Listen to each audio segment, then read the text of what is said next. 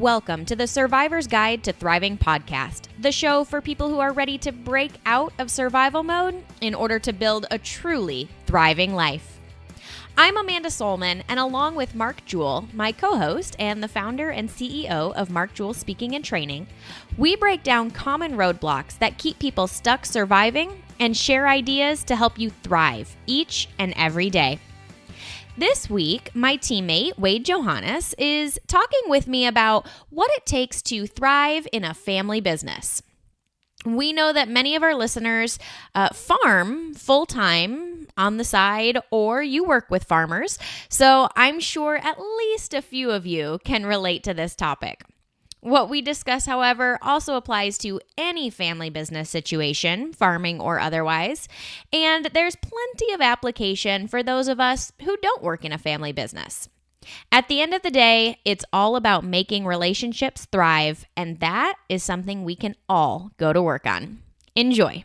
So Wade, I am actually really excited to talk to you about this topic today because it is not one that I have a lot of personal experience with, but I know it's definitely one that many of our clients deal with, but also many people outside of our industry also work through. And that is the idea of working in a family business and how to make that really a successful endeavor, so to speak. So I thought to get us started, maybe you can give us a little introduction into your history with this idea, and why you care about this topic of thriving in a family business. Yeah, you bet. So I graduated from the University of Nebraska in 1999 and went immediately back to the family farm and cattle feedlot. And that's all I was ever going to do. And so everything that I had done up to that point was preparing myself to be, my own boss and an entrepreneur. And in 1999, the first couple of years of the 2000s, at least in this area of agriculture, it was not a good time. There were, a couple of really dry years. I remember one year we had a dryland cornfield that only yielded 7 bushels an acre. And it just wasn't, prices were not good. It just was not a very prosperous time in agriculture. But yet in that 6-year window, our farm actually doubled in size and was doing extremely well. And that's the good side of it. Unfortunately, it was starting to take its toll on family relationships, most notably between me and my father. And, if I would have known then what I know now, I probably never would have left. But essentially it got to a point where, I was saying things that I'm not proud of and I feel very bad about.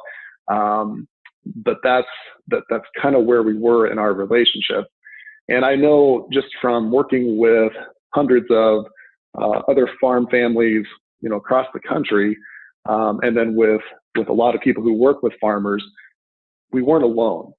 And I guess one of the reasons why I want to bring up this subject today is just to shed some light on this and just, spread awareness that we don't have to choose between business and family, that we can thrive in both areas.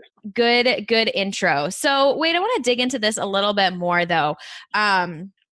One of the things that you actually gave me a couple of high level reasons why this subject is important to you. And so I wanted to dig into this first one here, and that that family businesses can be the best or the worst. What do you mean by that exactly? Yeah. So I think, when I think of a family business, and especially multi-generational family business, most often these are the most successful operations in any community. I know several cases where the most prominent family in, a said community is a multi-generation family business.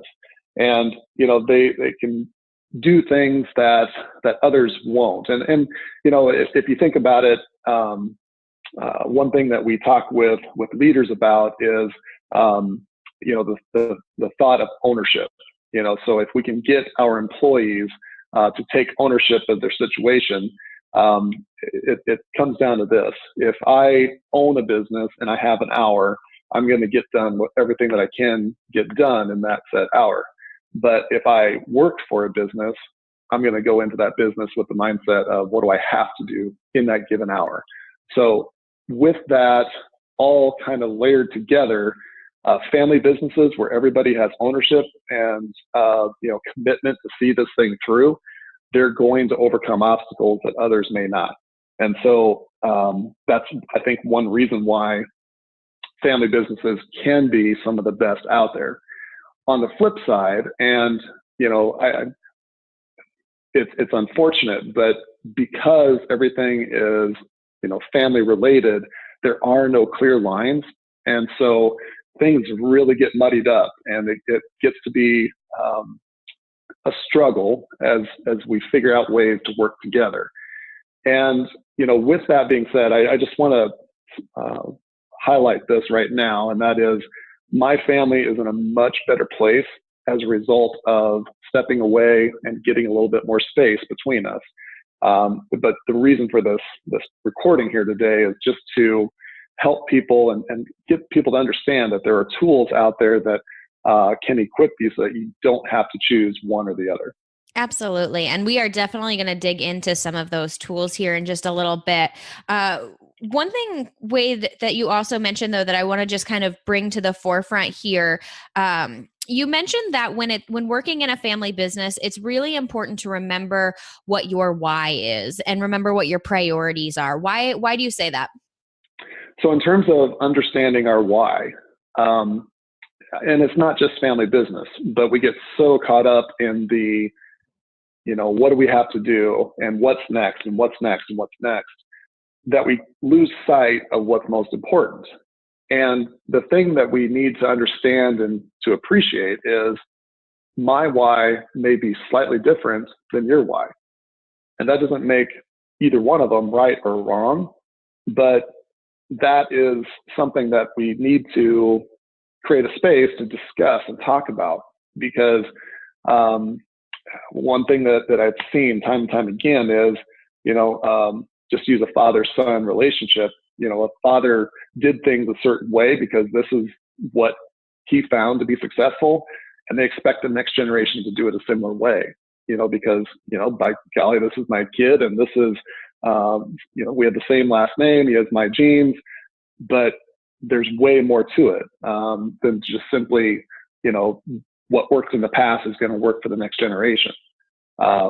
Part of that goes back to the individual strengths of the next generation, but also, what that other individual prioritizes and what they value the most. And especially as families grow, so you get married or you have kids, and all of a sudden priorities change just a little bit. Once again, it doesn't make them right or wrong, but just recognizing the fact that what I value today may look a little bit different than what I value 20 years from now. Definitely. I think that's a good reminder for everyone. What you value at the beginning of your career versus later on is definitely going to change. One of the things that I think is a bit of a challenge in the context of family businesses versus maybe other businesses per se is that when you're talking about your why, when you're thinking about your priorities, a lot of people will say, I do this for my family, right? Even we hear this from farms all the time, right? We continue to run this business because we want our kids to be able to be involved. We want, the next generation to be able to take it over.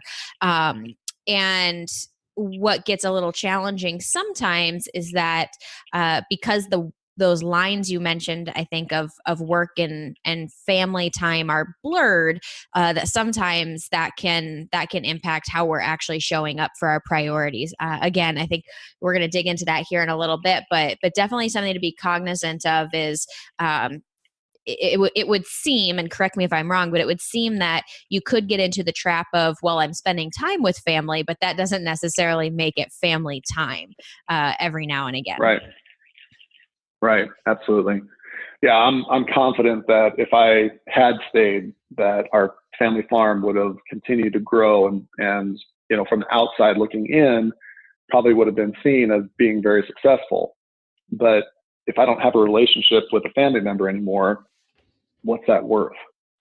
And we I think if you had asked most people, what their priorities are. I know I ask this on a lot of coaching calls, and people will say, family, then the farm, or faith, family, farm, in that order.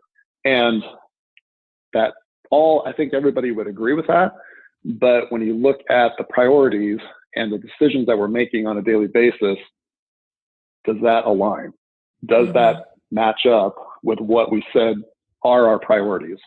And just taking time to discuss that and to reflect on that and make sure that, I know for me, whenever I'm out of alignment with anything within myself, man, it shows up in a lot of different areas, a lot of different ways. Mm-hmm. And that can be a hard wake up call. I know I've had that same conversation with folks, and I ask, okay, what's most important to you? And they'll say family. And then I said, okay, but the decisions you're telling me you're making are not in alignment with what you're saying. And they go, holy crap. Right. And Right. it's like, whoa. And so, but it's a hard one to deal with, because you want it to be true that family is priority, but a lot of days that doesn't end up being how it happens. And so, so I think, yeah, that's definitely an important thing to keep in mind for sure. I know of one story where, a farmer is now 75 years old, and he was a hard charger, and bought a lot of land and built up this very successful farming operation. And here he is, with very unfortunately, broken relationships all around him, and kids not talking with him, and everybody just off doing their own thing because it was so tough as they grew. And here you get to, the last quarter of life or whatever it might be. And how sad is it if what we value most is no longer available because, we climbed to the top of the ladder and realize that it's leaning up against the wrong building. Mm-hmm. Yep, absolutely. So that being said, I know there's some concepts here at MJST that you think would have been really helpful for you to know early on in the family business process, or that you might recommend to others who are in sort of this situation. So tell me a little bit, which things are resonating with you that you say, man, if I had only known this 20 years ago, things would have been way different. Absolutely. Yeah. So, it really comes down to the pillars of all of our training. And that is, the story, which is the trigger thought framework. And, when I tell myself a story that, so-and-so just wants me to work all the time, guess what? I'm going to seek out evidence to prove it. And just being able to process through those triggers, you're going to respond differently. I know one of our current coaching clients, came away thinking that, from his live event, thinking, oh my gosh, this is going to help me so much. He didn't realize how immediate of an impact it would have, in this person's case, where he works, at a local company, but then on the side farms with family. And, it had an immediate impact, just simply recognizing the triggers that had built up over probably 20 plus years of working together. Other models that we use, Survivor's Guide to Thriving. So what's it take to go from surviving to thriving, and how do we get more of that in all areas of life? We talk about the 6 basic human needs, and that absolutely applies to everything that we're talking about here. And then finally, strengths, our strength scope assessment, where, we recognize that everyone on this earth is unique, regardless of what their last name is. And, one interesting side story on this, Amanda. So I do a little bit of work around our family farm with my sister, Tanya. And when that first started here about a year and a half ago, I asked her to take the strength scope assessment. And I am so glad I did that, because her strengths are almost the exact opposite of mine. And in the past, what I would have done is, whenever there's a new task to be done, we would have looked at, okay, who did the last one? And then we just alternate. And now what we've decided to do between Tanya and I is take a look at what the task is, and based on our respective strengths, divide and conquer. And so asking for help is not a sign of weakness. It's not that I can't do it, but if I do it, I'm also holding back on something that's going to fire her up. And so understanding everybody has their own individual strengths and what energizes them, regardless of what their last name is. Isn't it funny how, even though the fact that you and your sister were raised in the same household, same parents, I don't know the age difference between you or whatnot, but it's just so interesting that, you can grow up in a very similar environment and have very different strengths, very different hardwiring that drives your stories. And so using some of these concepts can be really enlightening, because otherwise you might make assumptions that aren't necessarily true. I know when we were talking about this earlier, you also mentioned another example where strengths really came into play. Do you want to share that with us? Yeah, sure. So I was asked to mediate a conflict between a couple of peers who at one point had been, great friends, and just due to a number of different things over years of working together, things had come up and they were really just at ends with each other. And what was really interesting was, we processed through all of the stuff that was triggering each other. But when we looked at the strength scope results, nearly every single trigger on either side came back to a strength that was in overdrive. And so if I have, persuasiveness as a strength, as I do, and I'm in overdrive, I don't always recognize it because it feels so good to me. But when I lean into that persuasiveness too much, that's when it starts to irritate the heck out of the people around me. And being able to process through that and have an environment where it's safe to say, hey, look, I get that you're fired up about this, but I think you're leaning into your strength too much. That is a lot more, I'm going to be a lot more receptive to that feedback than, somebody, stepping up and shouting at me or telling me where to go or whatever it might be. But when we get those strengths in overdrive, those are the ones that are going to get us in trouble, whether, we're working for ag retail or in a family business. Those are the ones that are going to drive the people around us crazy. Absolutely. It's one of the most important things you can be aware of, really.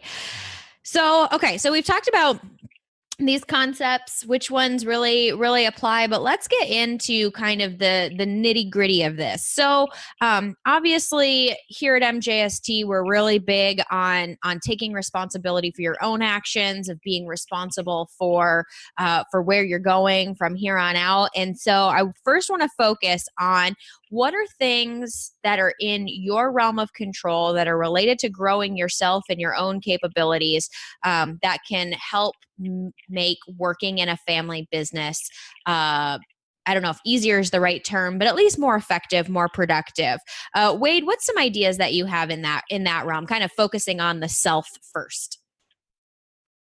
Yeah, exactly right. So oftentimes we think, I don't need any work. It's the other person that needs the help. And we can't change anyone else. The only thing that we can change is ourselves and how I show up. And so doing the work, showing up as our best self each and every day, that is the best thing we can do to shift how other people respond to what we do. Now, it's not an immediate response, but over time, if we show up differently, it will take effect. Other things, just making sure that we're being proactive with our communication instead of reactive. That's one of the things in hindsight. I know for us and nearly, is there an organization out there that couldn't be better at communication? I don't think there is. But when, being proactive on it and talking through things and not keeping that internal scoreboard, so first off, we don't want to internalize things. We want to talk through them while they're in the moment, but letting go of that scoreboard and, doing our best to not be triggered when the other person digs up stuff that's happened in the past. That's another thing that can help us be more effective. Tony Robbins has a great quote, and I just wanted to bring this up here, but for us and what I can control, I want to see things for how they are, not worse than they are.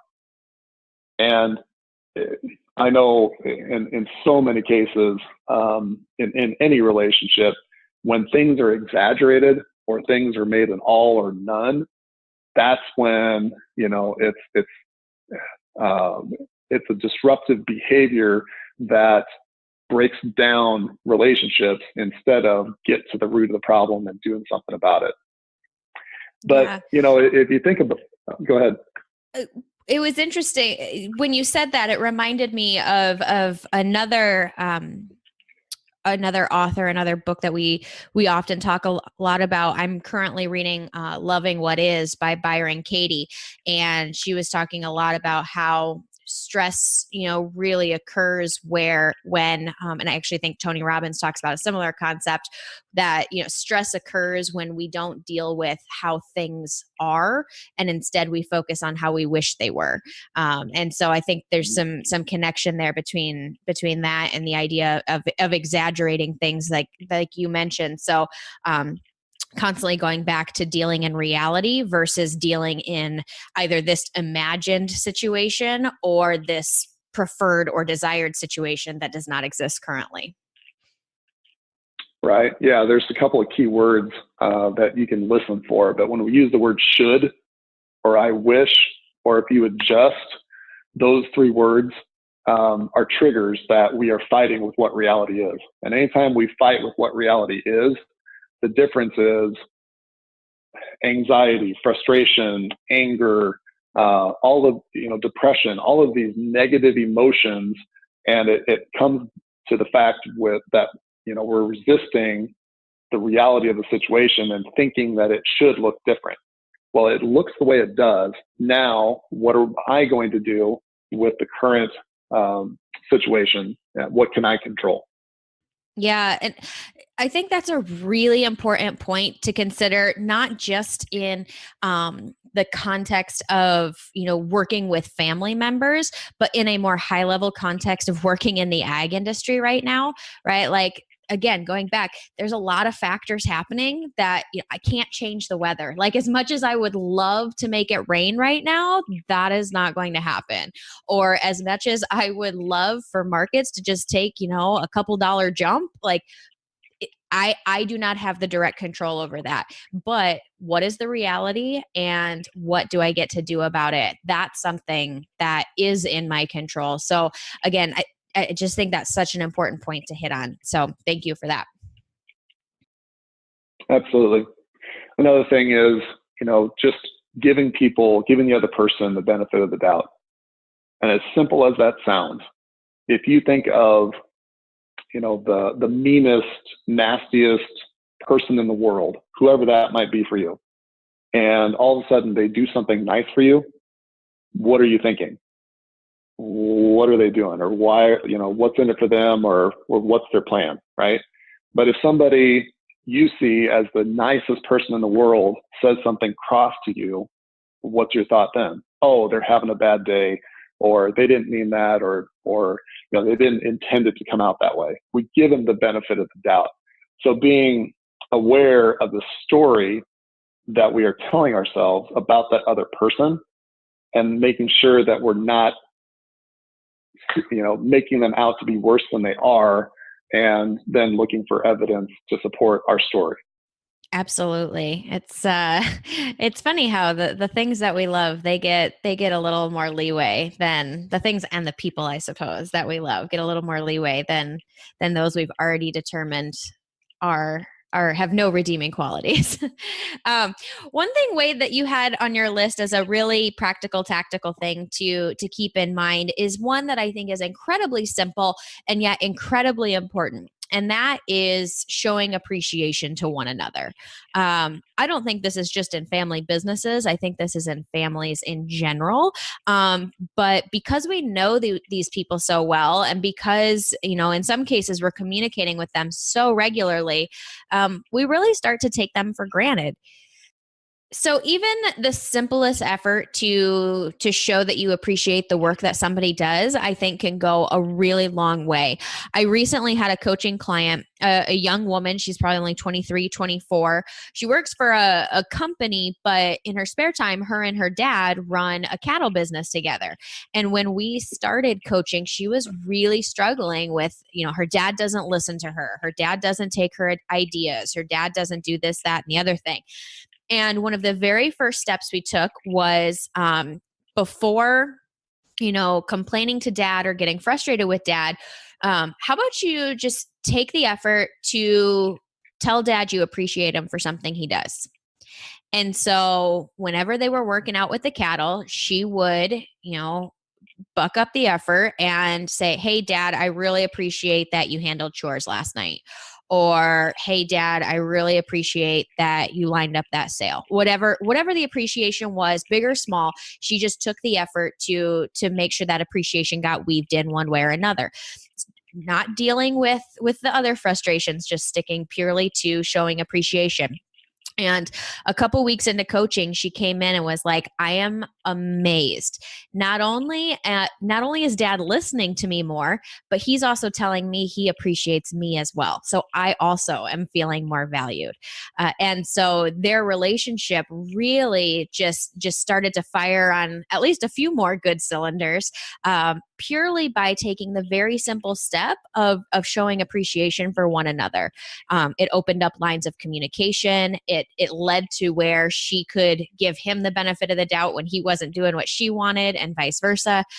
So I just think that's a really important step that anybody can do in any business, but I think it's especially important with family, just because those are relationships that we tend to take for granted sometimes.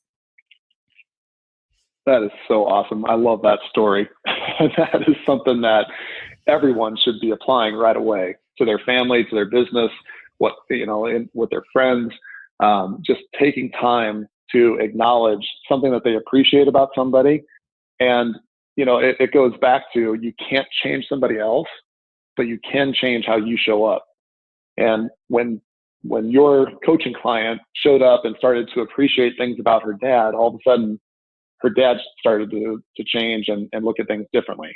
And I've seen that time and time again, in my own life. And it's so simple, but you're exactly right. We take them for granted. I know for me personally, and I'm not proud of this, but I'm sharing this hopefully so it helps somebody else. And that is, I would say things, to a family member, to my dad, that I wouldn't say to anybody else. Well, why is that? It's because we're family and there's nowhere else to go. And if that's the case, then, that we need to shed a light on that so that behavior stops. And, so when you tie this back into the positive, when I show up and I am appreciating things about what my dad is doing and the strengths that he brings to the operation, all of a sudden he starts to look at the situation differently too. And so it's not one silver bullet that's going to change things, but it's layering in on a daily basis, where you get, much bigger results over time. Now, Wade, the last thing you had on your list here for kind of focusing on yourself is this idea of not compartmentalizing. And so I'm curious, dig into that a little bit for me. What does that mean, especially in the context of being in a family business? Yeah, I think it's so critically important that we are the same person Monday morning as Friday night as Sunday morning, all areas of life. And one of the things that starts to break down relationships of any kind, especially in a family, is when we see our brother-in-law acting one way when we're at work, and then when they get out in the community, all of a sudden they're this great person. And that is we need to, once again, take control of our own lives and make sure that we are doing everything we can to be in alignment each and every part of every day. And when we do that, I think that's going to reflect in other conversations and other areas of life. So part of it is just what we feel internally, but also it's nobody likes being around somebody that acts differently if they're in a different group. And kind of like my previous story about conversations that I'd have with a family member I wouldn't have with somebody else, that was something that was out of alignment. And I recognize that easily now, but at the time I just thought, oh, that's just the way life is supposed to be. No, it's not. I mean, if you're working at a local ag retailer or you're working in family business, there should be similar concepts. There should be similar business philosophies in terms of how we treat people and how we communicate and being proactive in the communication. Those are all things that need to be consistent. So as a family business, we need to find ways to create that space to really do things the right way for the long-term success. So just to kind of recap, it's very, very important that we focus on ourselves, what's in our realm of control and power. That goes for all sorts of things, but obviously in this context, we're talking about what it's like working in a family business. So making sure not to keep score and really making sure to see things how they are, not as how you think they are, that they're worse than they are, in some imagined desire of how they would be, and really giving people the benefit of the doubt and showing appreciation wherever possible. So some good things there that I think any of us, no matter what we're doing, can take into account. And if you're working with family, whether that's siblings, aunts, uncles, grandparents, parents, whatever, something to really consider for yourself before we dig too far into, being really negative about the other people in the situation. Now, that being said, go ahead. And because we're family, and because we work, shoulder to shoulder throughout every day of the year, we also know each other so well that when times get tough or something breaks down, we know exactly where to stick the knife that really, really hurts. And that's one that and that's not just in family business, but close, intimate relationships. Rising above that, recognizing our triggers, and even if the other person goes down that path, don't follow them. Say, I'm sorry, call them out on it in a way that, I'm sorry you feel that way. You're right, I did screw up then, but I can't do anything about the past. I can do something about this here today. And this is what we're going to do moving forward. And so shedding light on that, hey, this is out of bounds. We're not going to play that game anymore. Mm-hmm. Yeah, I think that idea, we haven't really talked about it yet so far, but the idea of you train others how to treat you to some extent becomes pretty important in a family relationship for business, because you're training people how to treat you who may have given you life, right? And so that's becomes really important to have those conversations, which I think is a good segue into I believe, let's see here. Yeah, into the next section we were going to talk about, which is getting really tactical in some of the strategies that can help in running a family business. So one is to sort of take a look inward, but there are some really like on the ground approaches that can help in making the logistics of this type of business work. And so Wade, you mentioned communication earlier, so let's just start there. What are some tips that you have for improving communication? Yeah, so I'm going to take a little bit different angle here, but it in my opinion, proves the point or makes the case for why it's so important. So my wife Nicole and I, we have a weekly date night. At a minimum, we go out on a date night, just the two of us, once a week. And by doing that, we create a space to talk about things before they become bigger issues. For the same reason, we want to schedule meetings and be consistent in how we go about these meetings. Monday morning at 7:30, and I'll bring the donuts, you bring the coffee, or whatever that is.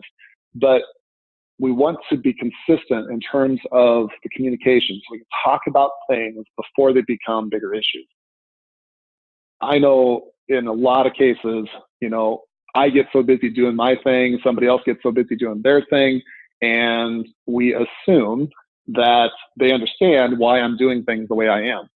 But creating that space to talk about things is so important in any relationship, so that they can understand why I'm doing things the way that I am. I can understand where they're coming from.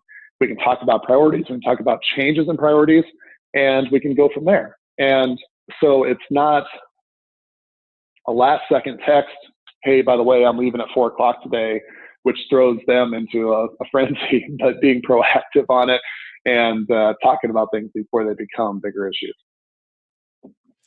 Yeah, I think it's amazing. And this is not just family businesses, but businesses in general who just, start their day or start their week going in a million different directions, right? Not knowing what different people are doing, not knowing, hey, wait, I didn't know you needed my help on this, so I went and did something else, right? Like we're not on the same page. So I really love that idea, whether it's like a daily morning touch base or a weekly first thing Monday or whatever touch base, just to sit down and say, who's working on what? Are there any concerns we need to be aware of? Do you need my help on anything? And just make sure that everybody is going off in all of their different directions, to some extent on the same page. I think that's really important. One of the things you also mentioned, Wade, from a communication standpoint, is this idea of putting things in writing. How does that show up for you guys? Yeah, so I've heard this time and time again. It's much easier to get into business than it is to get out. And so just, if we could have put some things in writing when I first came back from college, we probably would have kept a lot of the tension, a lot of the frustration out of the relationship. But, anything that we can put in writing and agree upon and sign and date, it's going to help. It may not help immediately, but somewhere down the road, it's going to help longer term. But also, when you put it into writing, it also starts a dialogue. So you have a conversation about, here's priorities, here's expectations. Once again, never assuming that they understand or have, what I see as my purpose or my calling, that it aligns with what they see for me. But let's talk about it. So start that dialogue. One of the things in terms of conflict resolution is to come up with a rules of engagement.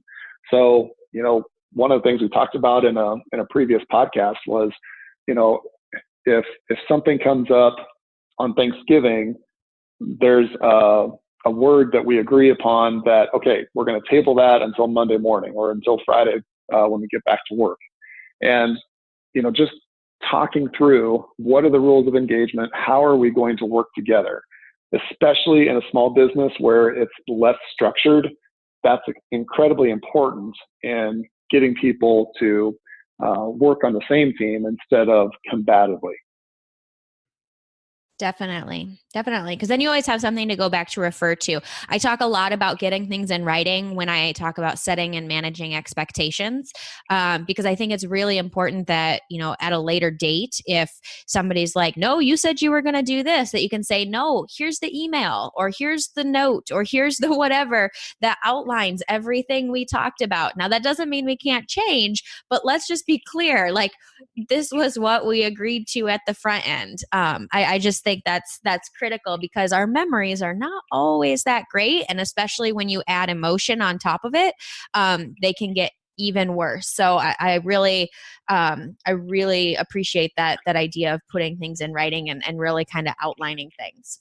In a small family business, you have to be even more intentional about that. So as an organization grows, it seems like there's more and more stuff sent out over email that's already in writing. But when, it's a 2 or 3 or 5 person business, things are communicated, verbally or maybe through a text or something like that. And yeah, text is writing, but yet, maybe just coming together and talking for 10 minutes at the start of every day would clear up a lot of frustration.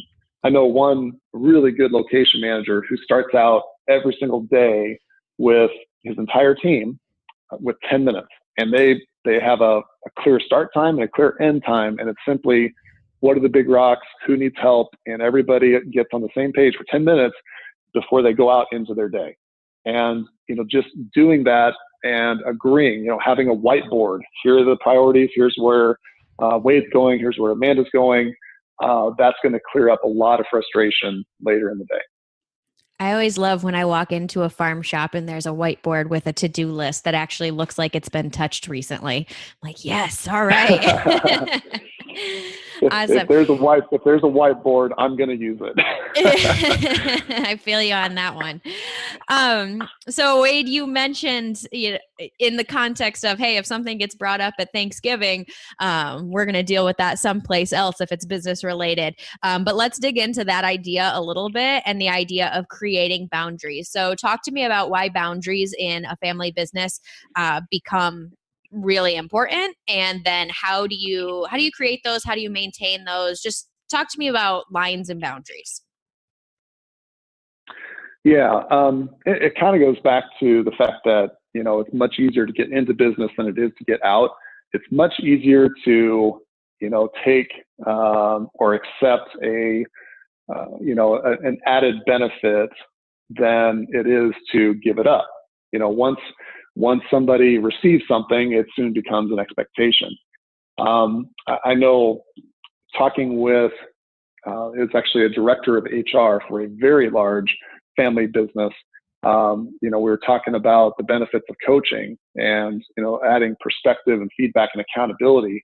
Those were 3 words that were completely unheard of in their organization. It was a very successful organization, but all the lines were crossed.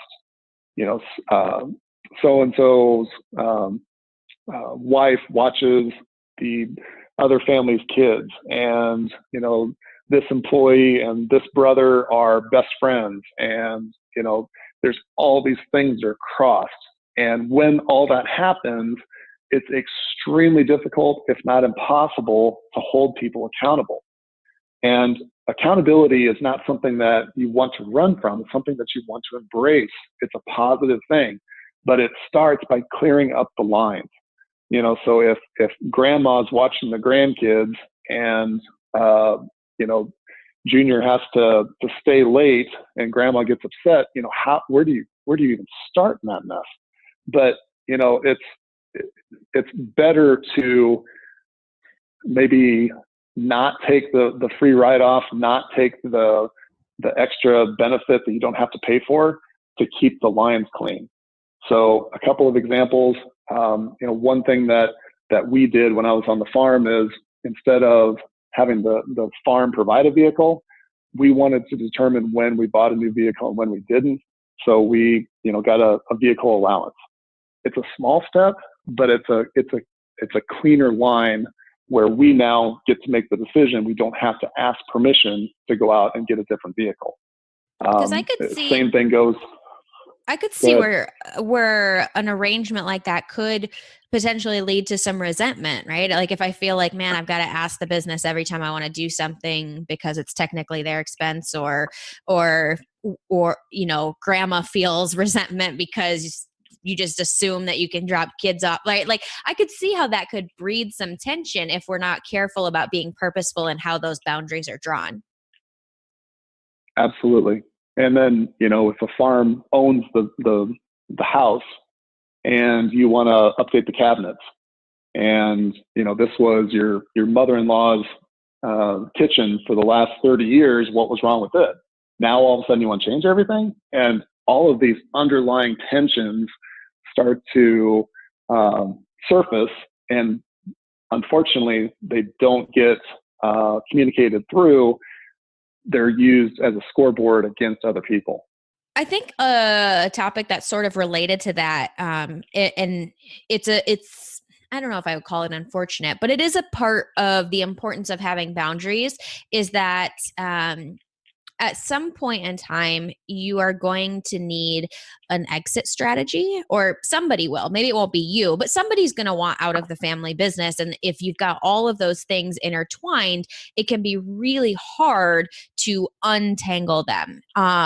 That's not the only piece with kind of the exit strategy, but I do think that sort of underscores why boundaries are very important, because if and when that day comes, boundaries will allow that to be a little bit easier process. But now, Wade, talk to me though about this idea of an exit strategy. Now, obviously, you made a decision to leave the family business at one point in time to go work out in industry, and I don't know how your experience fit into that, but I am curious as to what this idea means to you, or how you've seen it show up for other people.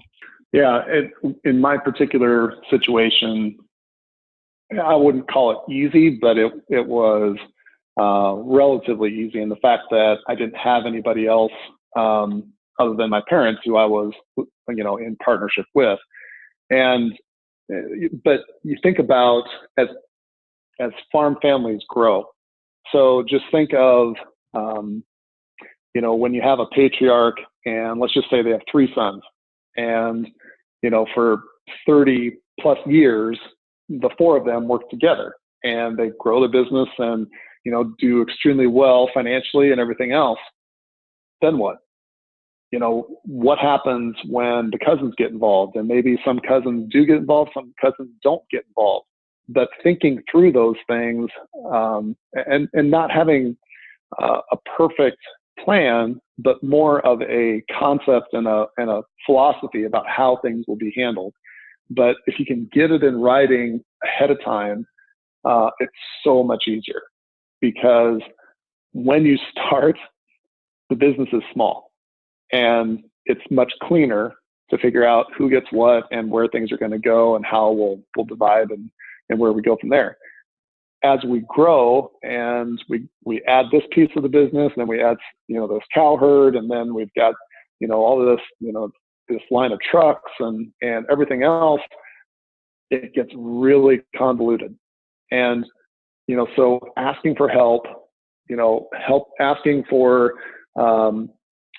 somebody who is an attorney or a tax advisor on how to set this up can be extremely beneficial when you can do it ahead of time, instead of now we're in the moment and one son of the 3 doesn't have any kids, so now what?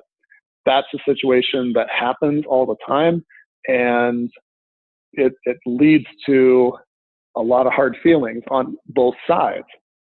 If you are part of the family that wants to continue, now all of a sudden there's a financial burden to buy out the other person. And if you are the person who wants to get out, all of a sudden it's like, well, I'm tied, I'm strapped, I can't get away. I can't pull out because it's just too intertwined for me to make a clean exit. And so anything that you can do to be proactive in the thought process and ask for help, that's going to benefit you long term. Absolutely. And this is where I'm going to do my little soapbox moment. I think anybody who knows me knows that I can be a broken record on this topic. But if you have a family business and do not have some form of succession plan in process, like figure out how to start having those conversations. Bring in the experts, Wade, like you mentioned. But it breaks my heart every time a family farm goes out of business, because after that patriarch or matriarch passes away, the infighting started because assumptions were made about who was getting what or whatever. It's heartbreaking to watch from the outside.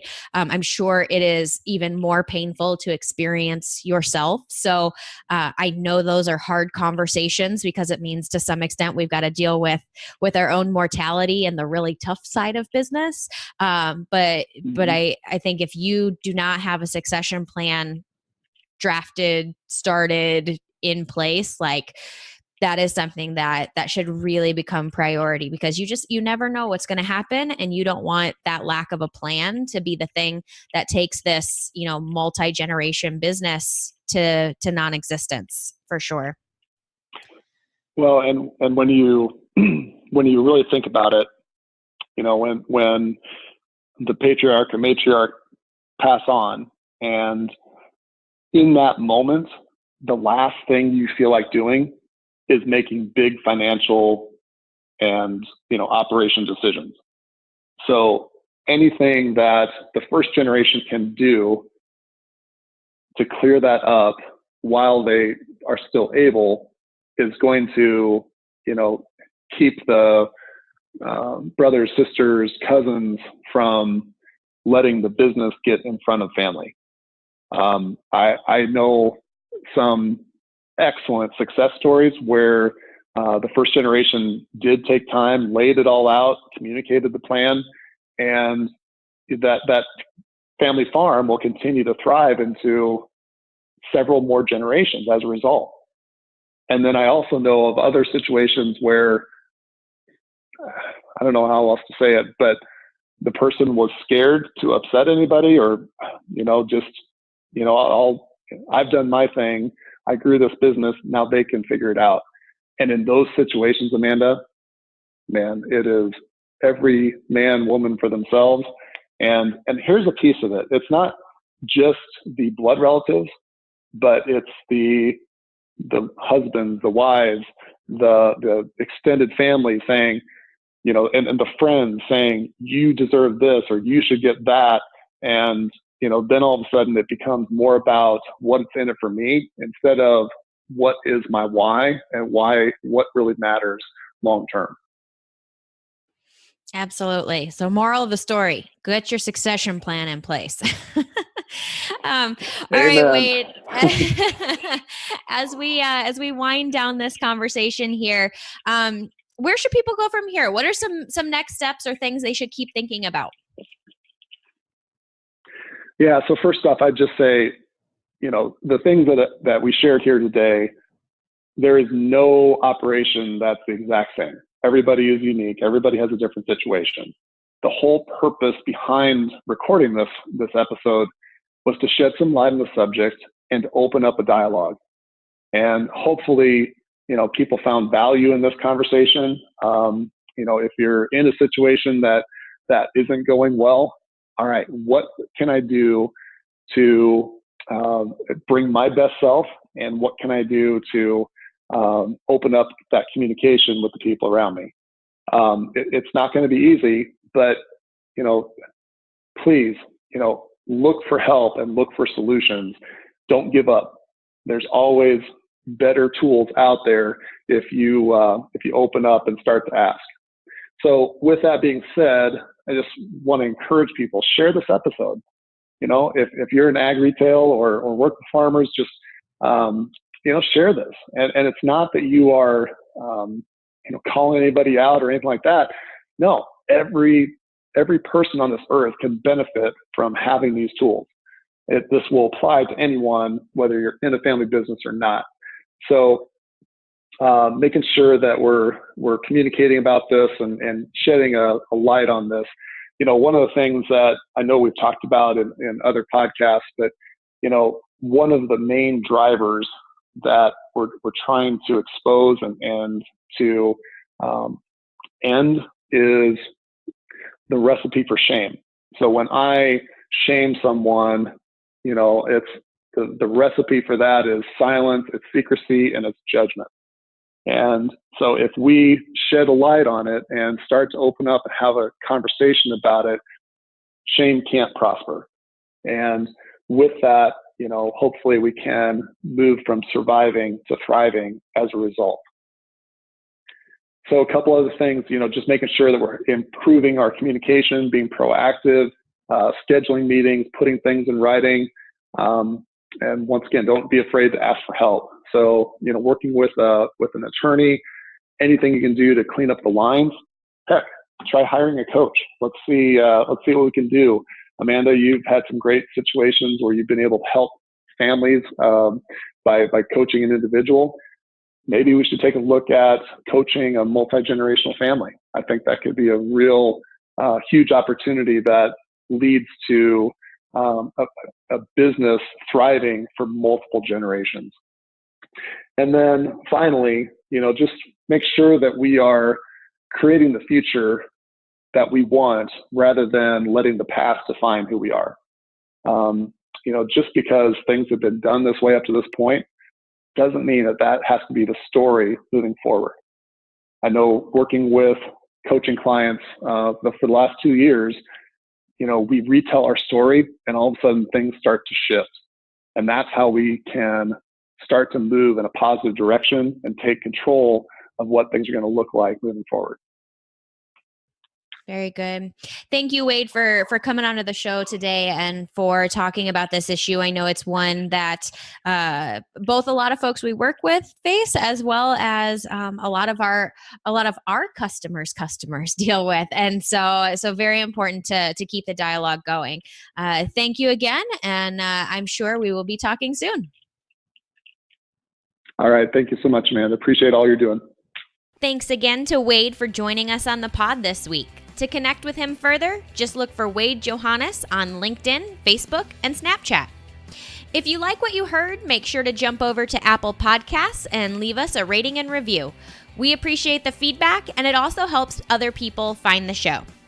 As always, if you're looking for more resources to go from surviving to thriving, check out our website at www.markjeweltraining.com. That's Jewel with 2 L's. And you can find us under Mark Jewel Speaking and Training on all the major social networks. Remember, survival is dead. It's your time to thrive today. See you next week.